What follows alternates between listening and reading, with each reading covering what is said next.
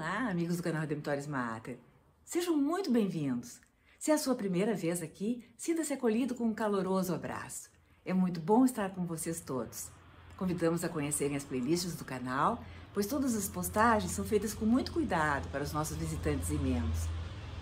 E não se esqueçam de se inscrever e de clicar o seu joinha. Isso colaborará muito com o nosso canal e fará com que mais pessoas possam ser alcançadas por aqueles conteúdos que nós aqui divulgamos. A primeira carta de São Pedro traz uma passagem sobre um momento da vida de Jesus em que, segundo o apóstolo, ele foi pregar aos espíritos que estavam no cárcere. O que isso significa? Está em 1 Pedro, capítulo 3, versículos 18 a 20. Ouçamos. Pois também Cristo morreu uma vez pelos nossos pecados, o justo pelos injustos, para nos conduzir a Deus.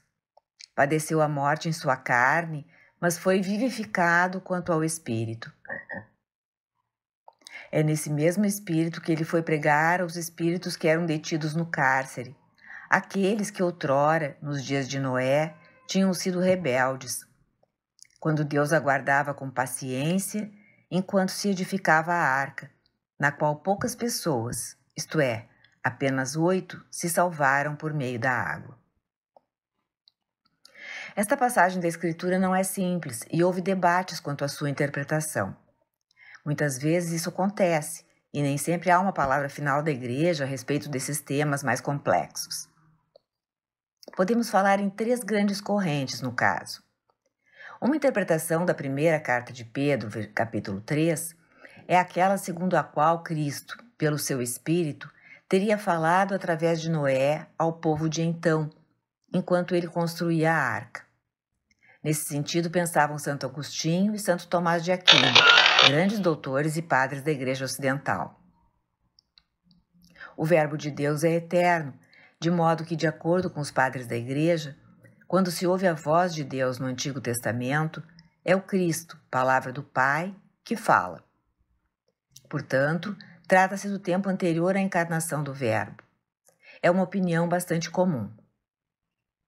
De acordo com ela, Pedro menciona o Espírito de Cristo que fala aos patriarcas, aos profetas, por exemplo, a Isaías, que predisse o sofrimento de Cristo no seu capítulo 53, naquela passagem do servo sofredor, tão especificamente descrevendo o que Jesus iria sofrer.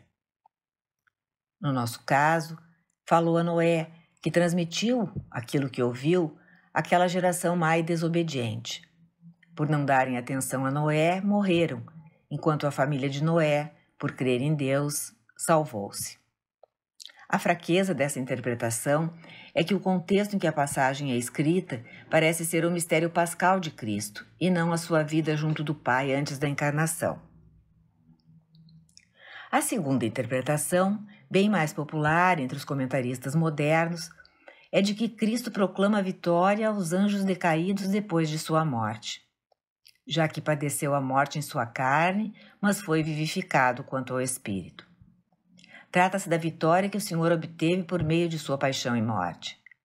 Os judeus do tempo de Jesus tinham essa opinião, manifestada, por exemplo, em livros como o primeiro Enoque e o livro dos Jubileus, um corpo de literatura chamado pseudoepígrafe, muito conhecido e lido na época.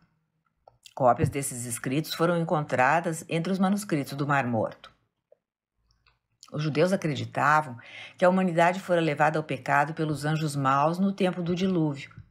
Esses anjos teriam assumido forma humana, casado com mulheres e tido filhos com elas, que eram muito maus. Eram gigantes e corromperam a terra. Eram aquelas figuras misteriosas do livro do Gênesis, capítulo 6, chamados Filhos de Deus, no versículo 4. Naquele tempo viviam gigantes na terra, como também daí por diante, quando os filhos de Deus se uniram às filhas dos homens e elas geravam filhos. É o que diz o texto. Para esses especialistas, Jesus foi pregar aos espíritos que seriam os anjos maus. A palavra espírito também é empregada no Evangelho para falar de demônios, por exemplo, quando Jesus expulsa espíritos impuros que lhe obedecem, como Marcos conta no capítulo 1, versículo 27b. É um termo judaico para o anjo caído. Uma das fraquezas dessa interpretação está em que, logo adiante, no versículo 6 do capítulo 4, Pedro escreve: eles darão conta àquele que está pronto para julgar os vivos e os mortos, pois para isso foi o evangelho pregado também aos mortos, para que, embora sejam condenados em sua humanidade de carne, vivam segundo Deus quanto ao Espírito. Aqui fica claro que a pregação de Jesus foi aos mortos, e anjos não morrem porque são puro espírito. A terceira interpretação é a mais familiar para os católicos, a de que Jesus foi pregar, depois de sua crucifixão e morte e antes de sua ressurreição, ao longo do Sábado Santo, aos espíritos dos que haviam morrido antes e estavam naquilo que era chamado o Hades, o reino dos mortos, Sheol para os judeus, ou infernos. Os que estão nessa morada dos mortos não têm a visão de Deus. É o estado de todos os mortos, justos ou não, à espera do Redentor.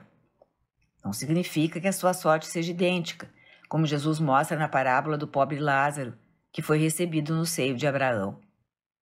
As almas santas, que esperavam seu libertador no seio de Abraão, Jesus libertou ao descer aos infernos.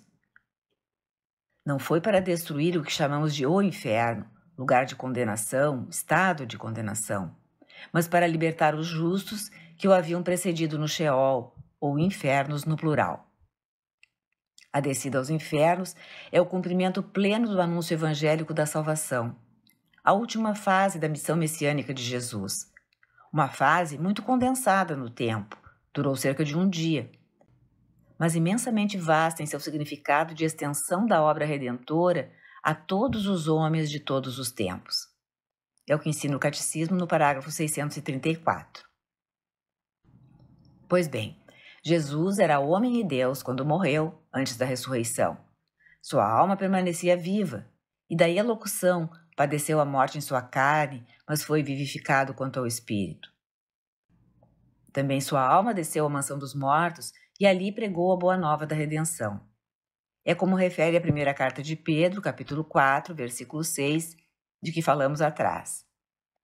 Jesus Cristo, partilhando a sorte de todos os homens, desce ao mundo dos mortos, não para permanecer, mas para proclamar a libertação. A fraqueza dessa interpretação reside em que a locução vivificado quanto ao Espírito poderia sugerir que se trata do Cristo ressuscitado. No entanto, pode-se depreender que o termo Espírito está sendo utilizado aqui no mesmo sentido usado por Paulo, que reconhece no homem a presença do corpo, da alma e do espírito. A alma seria a inteligência, enquanto o espírito o sopro de vida divino dado por Deus. Além disso, a força desta opinião vem da ligação com a 1 Pedro, capítulo 4, verso 6. Do contrário, o que significaria que o evangelho foi pregado até aos mortos? E, para culminar, essa é a interpretação mais antiga da nossa passagem.